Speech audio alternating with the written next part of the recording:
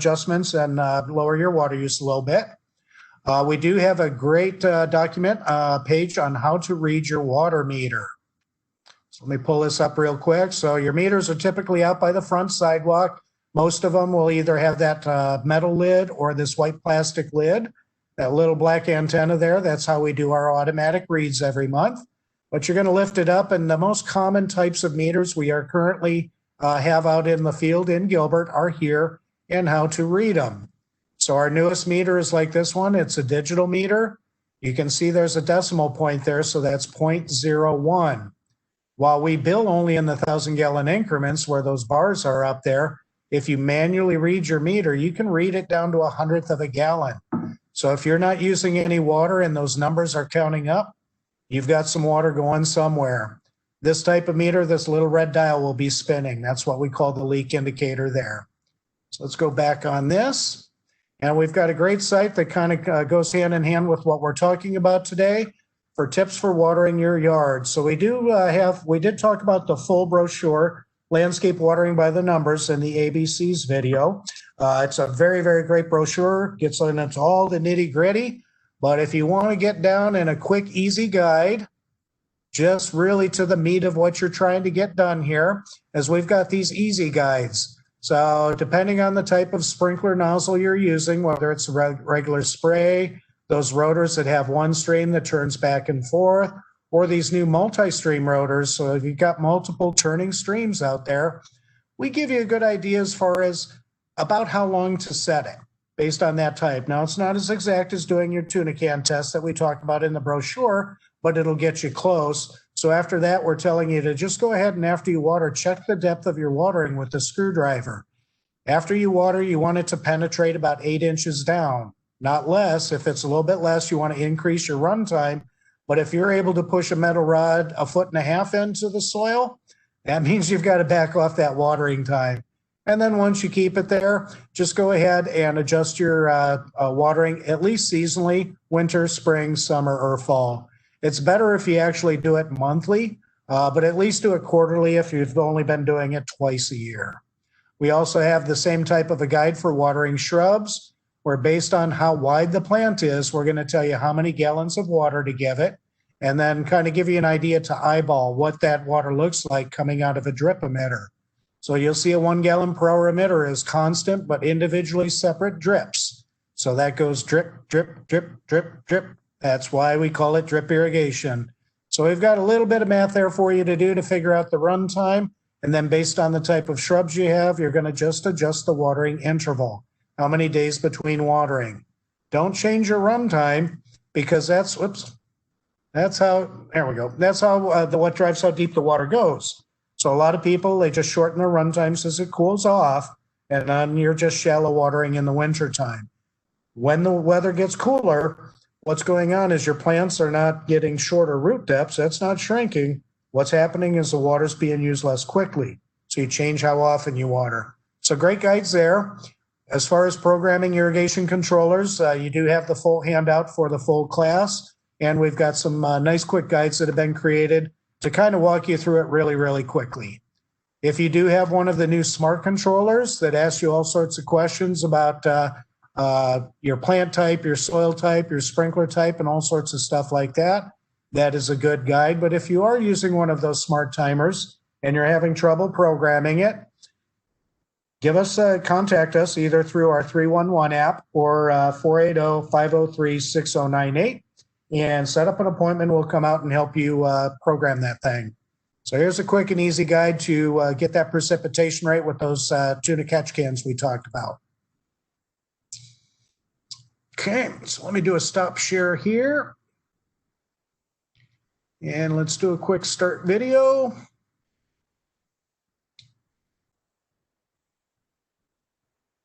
Okay, there we go. It looks like you're looking at me pretty good.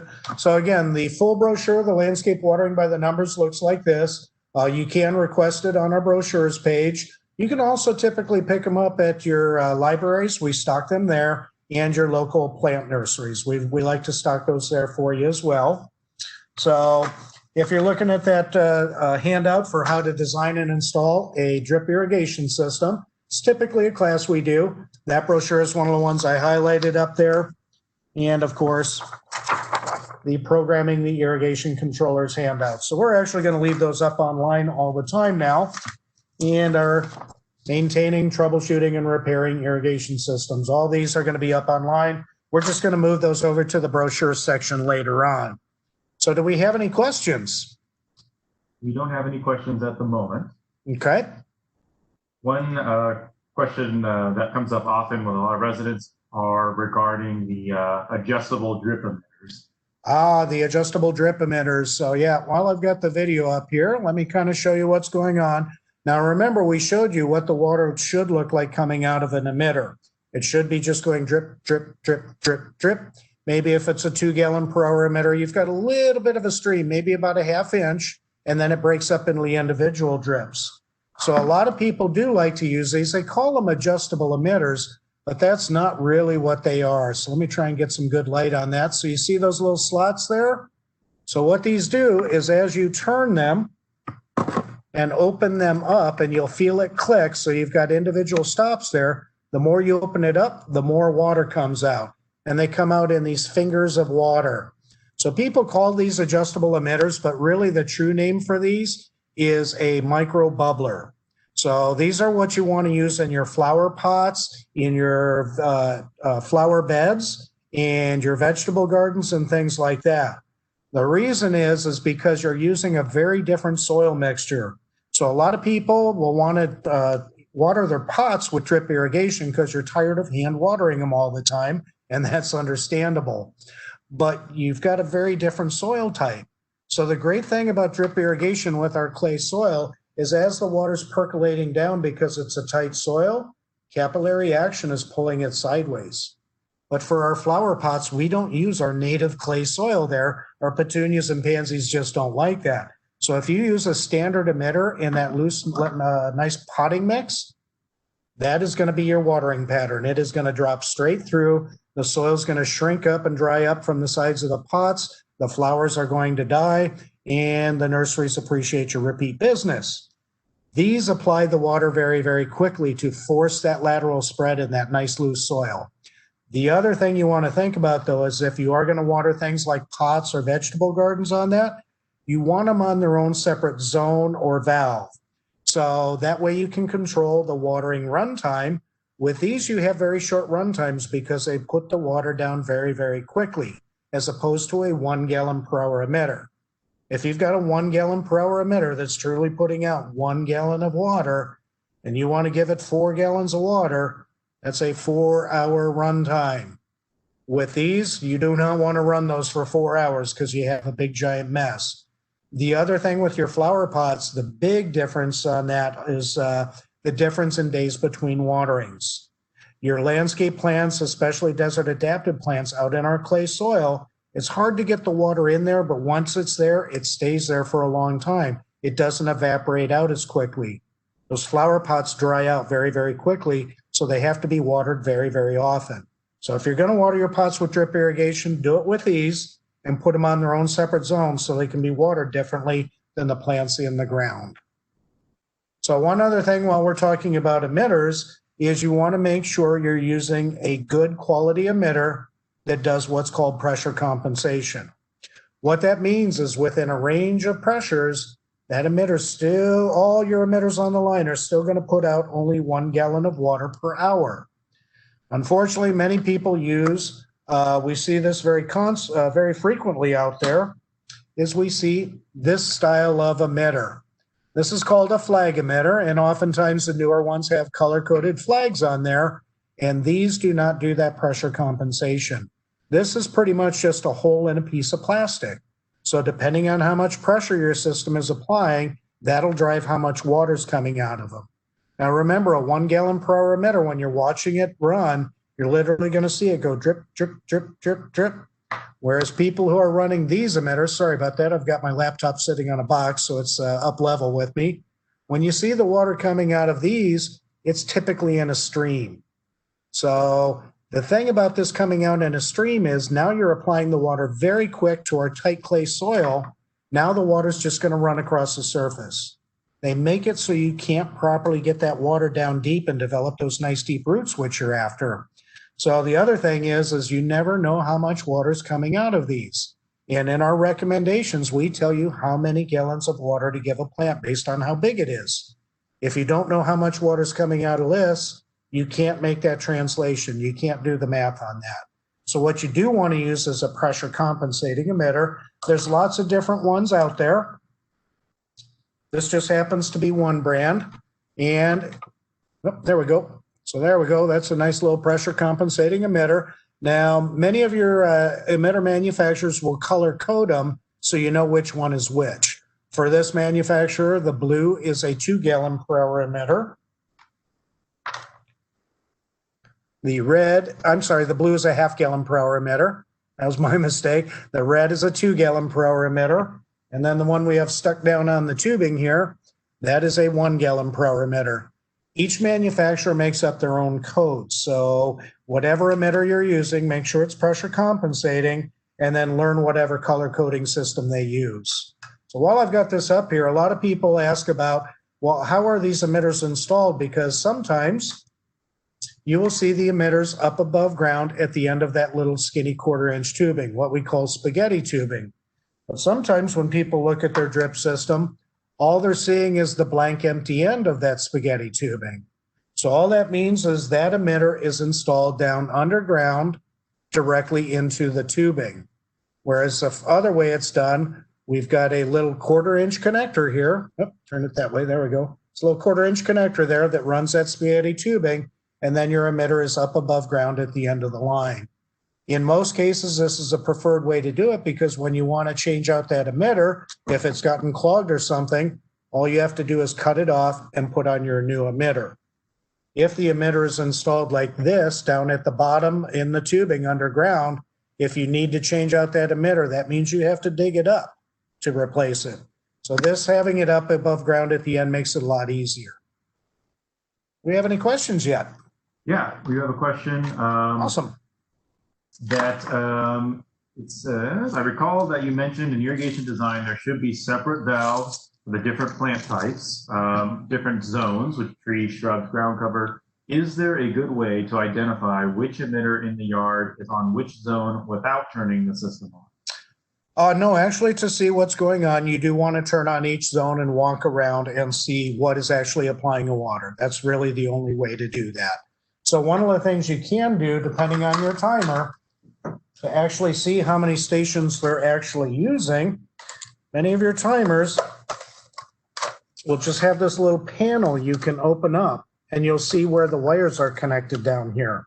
So you have one marked C or COM for common, and then you'll have them numbered 1, 2, 3, 4, and so on. So you can see how many of those terminals actually have wires connected. So then you know how many valves are actually attached to your timer. So then you're just going to turn them on one at a time, walk around the yard, and see which one does what. So with the timer we used in the video, which would be this guy here. Oops, let me plug my battery in here. And you really do, it really is best to have that design done where your trees and shrubs are on their own separate zones because they want to be watered differently. Your trees want to be watered deeper, so typically that means a longer run time than what your shrubs need. And because you're watering them deeper, they've got a bigger reserve of water. They don't have to be watered as often as the shrubs. So those are the two key critical components when deciding something needs to be on a different zone or station or valve. You can use those terms interchangeably, is watering runtime and watering duration. So on this guy, and this is going to be fun trying to do this backwards. So if I've got my controller position in the run or manual position, I just turn it to whatever station I want to turn on. And I use the plus button and put some time in there. And then I hit, is that the manual? Yep, that's the manual button. And you'll see the display will change. So you can, I'm trying to get the stuff out there. So you can see I've got, I think, 9 minutes in there. Station 1 is watering, so you can run around and see what one's going on. I do have a different version of a timer here, and it's going to be a little challenging because I forgot to bring my external webcam. So I'm doing this off of the laptop cam here is on this particular timer, which is very, very popular out there. What we're going to do to run a station manually is we're going to hit the enter or manual button down here. And then what you're going to use is use your right arrow button so you can run all stations, or you can run just a program. That's the A, B, or C program. Or we can go to a specific station. Oops, you got to be quick on it. I spent too much time doing it there. So here we've got station number 1, and I've just put some time in there, and we're going to hit enter again, and the display should change and show us that we are watering station 1. So now you've got some time to run around and see what's going on. So we talked a little bit also in the video about how deep to water and how to figure out how deep the water is actually going. So in our little quick watering guide for grass, we talk about just using a screwdriver, because our soil, when it's dry, is a consistency of concrete. But before we want to dig a hole, many of us have learned a few days beforehand, get it wet so it's a little bit easier to work with. So if all you're doing is a lawn, all you need is a nice long screwdriver to see if the water's going too deep or not deep enough. For your shrubs or trees, you're actually going to want a longer metal rod, because you want this to penetrate 2 feet down for your shrubs and 3 feet down for your trees. When the soil is moist, these soil probes will slide through and they will stop when they hit the depth of the water. Now be careful, this is a little bit pointy on the end. Do not put that through your drip tubing. So if you're not sure where your drip tubing is, actually have the system on and running when you do this test. So that way, if you do accidentally hit it, you know right away you've got to make a repair and flush out that dirt. So this is a nice one that we had made for us. It's got the nice handle on it. You don't have to do that if you don't want to. You can just go to a hardware or home improvement store, get a nice long metal rod, and then just bend one end over so you got a handle. Now, the Master Gardener organization that's run out of the Maricopa County Cooperative Extension Office, they do sell pre-made ones of these like this, but they've got a T handle on it instead of our little Y handle on there. With the coronavirus currently going on, I'm not sure if they're actually able to make in-person sales on those or not, but go ahead and contact them. And in one of the brochures, you can request our Xeriscape guide. That contact information for the Cooperative Extension Office is in the back of that brochure. Or you can just do your search engine, whatever search engine you like, Bing, Yahoo, or whatever, and type in Maricopa County Cooperative Extension Office or Maricopa Master Gardeners, and that'll get you to their site. Excellent. I have another question on here. What is the drawback of using different emitter speeds or different emitter outputs on the same zone instead of having different zones? Well, if you've got one of the scenarios where unfortunately everything is on one zone, your shrubs, your trees, and everything, those are what we call one valve wonders, and we do see a lot of them out there, unfortunately. It's just too much to expect people to actually dig up their whole yard again and then put in the irrigation system properly. So that actually is the way you can kind of modify your delivery at each individual plant with different numbers and sizes of emitters to account for the fact that your larger trees need much more water delivered when they get watered than your shrubs do, but they have to be happening in the same amount of runtime programmed in that controller. So you might have a 1 gallon per hour emitter on your small 2 foot wide shrub, but on your 12 foot wide tree, you might have 4 to 6 2 gallon per hour emitters. So that'll at least get you the quantity of water delivered evened out between the different plants you have on that zone. But when it's shrubs and trees, you're going to have to set those days between watering based on the thirstiest plant on the zone, which are going to be your shrubs, which means your trees are going to get watered a little bit more often than they really need. But in that scenario, that's about the best you can do. If you ever revamp your yard and renovate it, make sure you get that irrigation system designed properly. Excellent. I have another question. How can I design the irrigation system to allow for plant growth? For example, as a tree or larger shrub grows over the years, the drip line expands. Absolutely, and we do cover that in our drip design and installation class. So we always talk about as those, especially with trees, we use that as the example, but you still want to do this with shrubs, is as they grow, you want to be moving those emitters out away from the original location. Remember, when you're running your irrigation, you are not watering plants. You're watering roots. Focus everything you're paying attention to on the roots with what you're doing with your irrigation, and then all the stuff we talk about makes a lot more sense. So yeah, it is true. Every 6 months or so with those brand new landscapes, you're gradually extending out these little 1/4-inch lines, especially if you have your emitter installed at the end of the line like this. We just cut it off and use that same type of connector we're using down here to add on more of this line. But one of the things you can do with trees is at the time of installation, make sure you've got a section of your poly tubing put out in an arc around there where that future canopy line of that mature tree is going to be. And what you can do is actually install your emitter lines at the time of planting. So this is going to be far away from those original root balls where those trees are planted.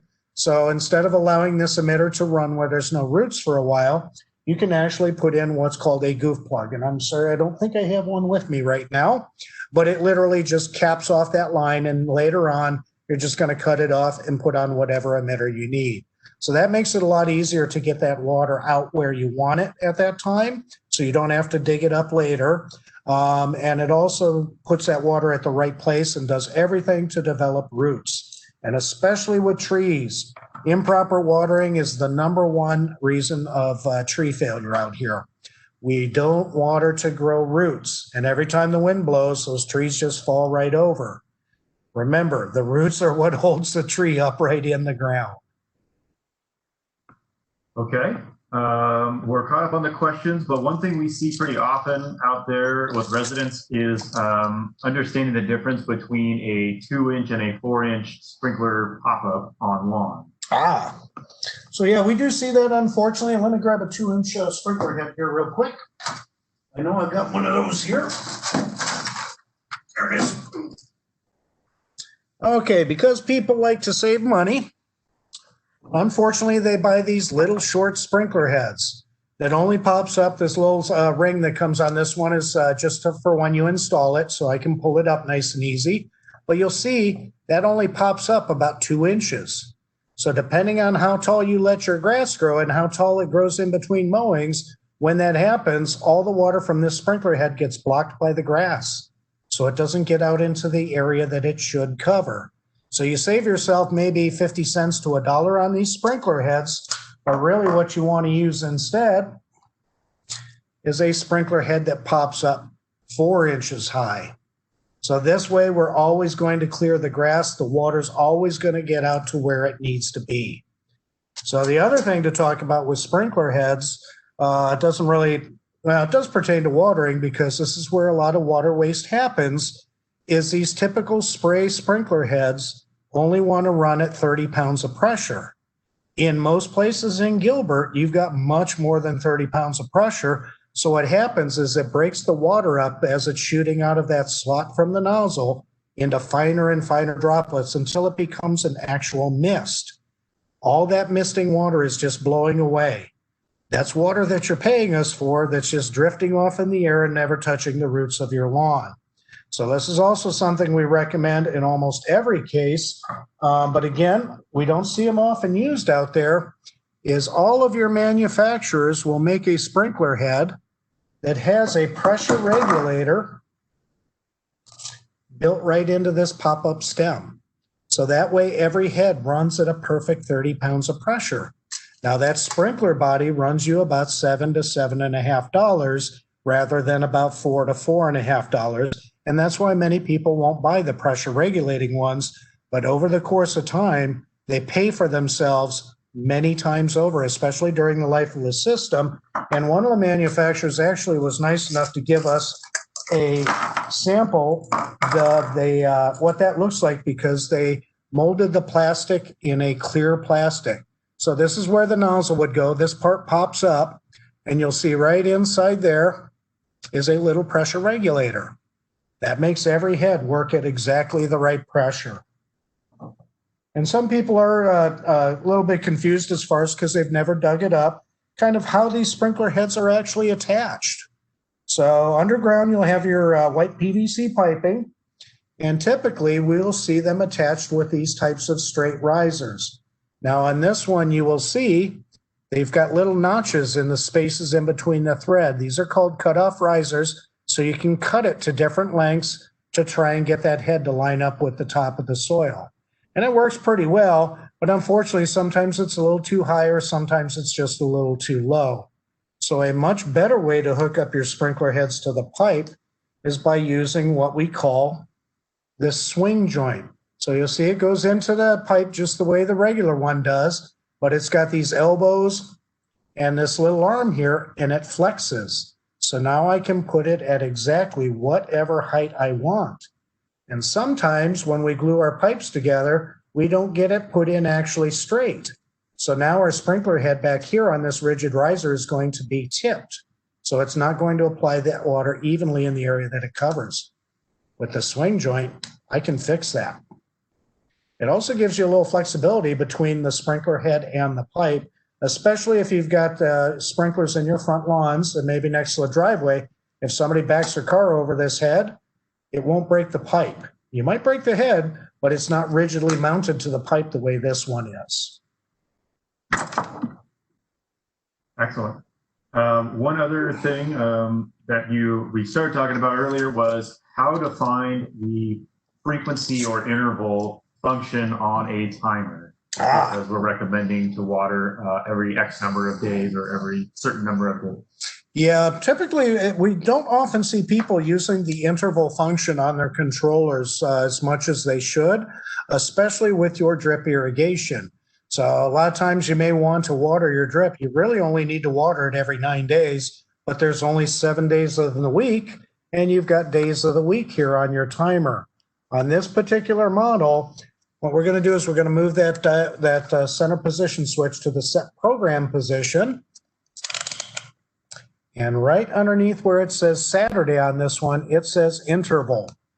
So what we can do is we can then use our plus button and make it say once every whatever number of days we want. So it doesn't depend on days of the week, Monday through Sunday. And on this particular timer, we can get out to once every 31 days. So watering your desert trees in the wintertime, that's kind of where you're going to want to put that with a mature tree. Now this timer, unfortunately, I cannot pull the panel out of the box, so I'm going to have to try and hold it up for you here. But on this particular timer, I'm going to go ahead and set it there to begin with before I hold it up to the camera here. On this timer, we're going to turn the dial to where it says how often. Did I point to the right side? Yep. Okay. So what you're going to see here is, let me try and get the reflection off there, the days of the week there, Monday through Friday. Now on this one, what we're going to do is use that side arrow button and move across all the days. And we're going to go ahead and leave those all on. And once you get to the section, you'll get to the interval and it'll say water once every. And once again, we can put in whatever number of days between waterings that we want. Oops, let's go that way. There we go. So on this one, I believe we can also get out to once every 31 days. Is that 35? 32. 32. All right, outstanding. So it just depends on what timer you have. I mean, on the first one we showed, they have a special spot on the dial for it. On this one and several others, like your Hunter timers, you're just going to use that arrow key to move across the actual days until you get to that function on where it says set interval. So one of the things we talk about a little bit in the video, and we also have a short video on it as far as what to do when it rains. I know we live in the desert, but sooner or later we do get rain. And in that scenario, with this particular timer, all we're going to do is slide this middle button over to where it says off or stop. That does not erase anything on your programming. All it does is it is not going to run any irrigation until you remember to put it back to the run position. On many of your other timers, you're going to actually have a position on the dial that says off. So you're just going to line up that dial to where it says off on that little marker on this side button there, and you'll see off. Now on this particular one, we also have a rain delay function. So what you can do is instead of just turning it off, by putting it when you're in the auto position, hit that rain delay button, and then you can make it say off for whatever number of days. That means it won't water for a certain set of days, and then automatically it'll start watering all on its own again, as opposed to the other style where you have to remember to go back out and turn it back to the run position. Excellent, thank you.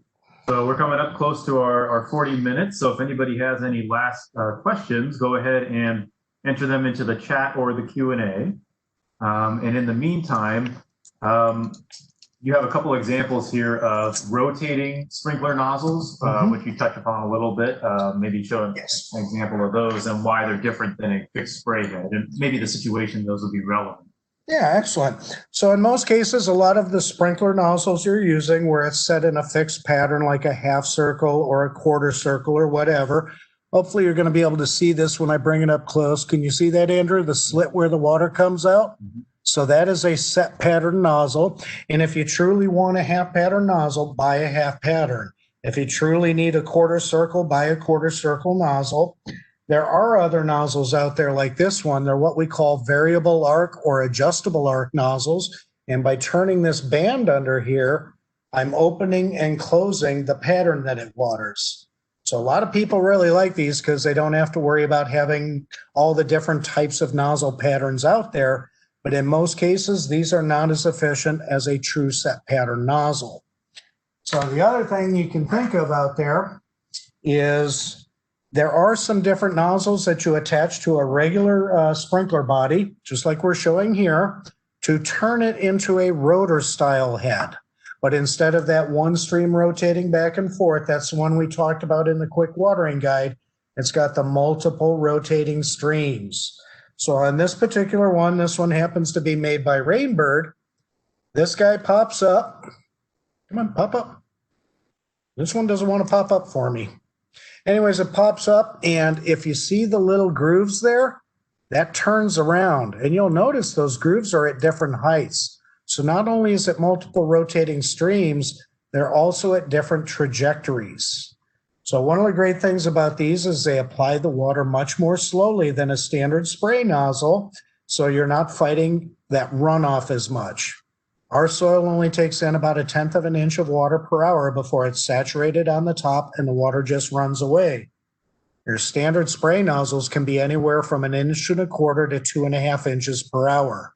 So these put down the water way too fast. There is the multiple manufacturers that make these stream rotors. This one happens to be made by Hunter. This one I know how to pop up. So this one, see how we pop that up when it turns on?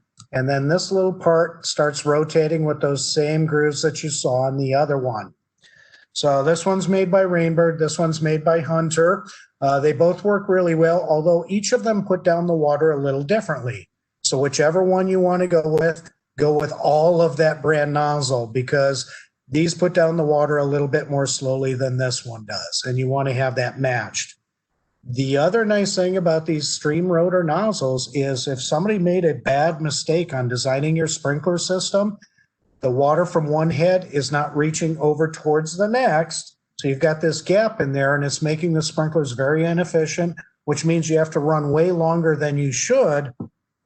You can get these types of nozzles. They can throw much further than a standard spray nozzle, so you can get that proper coverage back.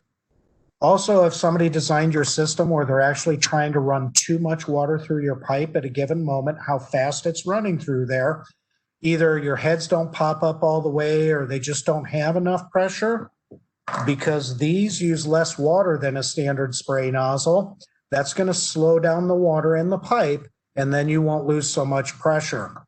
The other thing you'll see with these is sometimes people design those sprinkler systems and they're running too many heads at once because they've got excess pressure to burn off. They only want to run at 30 pounds, but if you're starting at 60, that means by putting more heads out there, I can burn off that 30 pounds of extra pressure. Unfortunately, when you do that, that water's running so fast through that system that the valve, the diaphragm in the valve, when it's time to shut down, instead of just shutting, it slams. So if every time your sprinklers shut off, you hear those pipes vibrating and rattling inside the walls of your house, that's a type of water hammer. That is a giant pressure surge coming back from that valve just slamming shut at that very high speed water.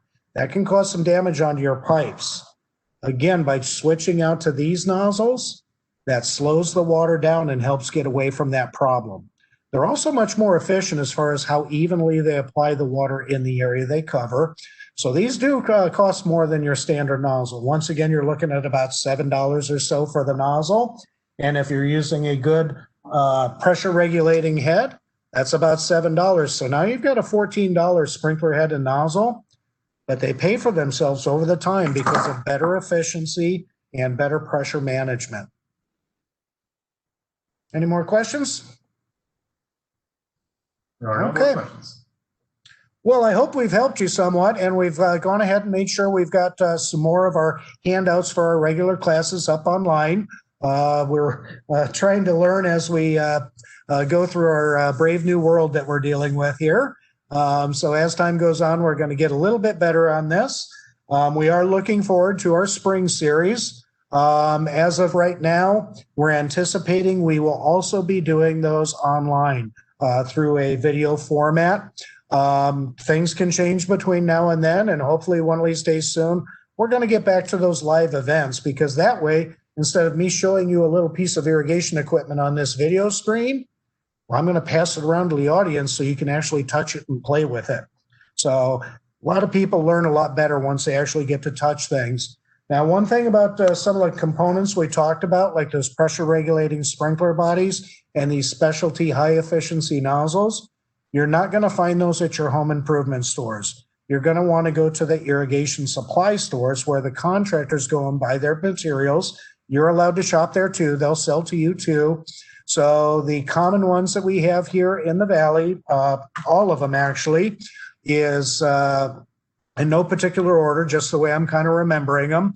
But you have Sprinkler World, you have Horizon, you have Ewing, EWING, and then you have Site One, SITE-ONE. So search in whatever browser you're using under any of those names, and you're going to find the locations of where those stores are. They're happy to help you. Do remember that their main customer are the contractors who deal in high volume. So if they're real busy with those guys, be patient, let them deal with them, and then they'll just have much more time to answer your questions. The people at the irrigation supply stores, those guys have years and years of real world irrigation experience. It is the lifelong goal of all of the landscapers out there to get a job in the air conditioning, and that's how some of them do it. So they are another great resource for you. So I hope we've been able to help you. I hope our online materials will help you where you can go back and refer to them as needed. And don't forget to check our regular Gilbert website to see what all of our programs are, especially if you live in an HOA community. We do have our landscape water budget program for large landscape users, where we can provide a site-specific or a community-specific water budget based on their landscape, how big it is and what type it is, how much grass, how much desert, and we can actually compare that to how much water is actually being used, and that gets updated for the manager and the board members and the contractor every month. Oops, sliding my box around here. Okay, with that all being said, thank you all for coming. And it looks like we're going to be pretty much wrapping up since we don't have any more questions. And we will be posting this live Q&A session. It has been recorded. We will be putting it up on that workshop page, I believe. Is that right? Okay, yep, he's not.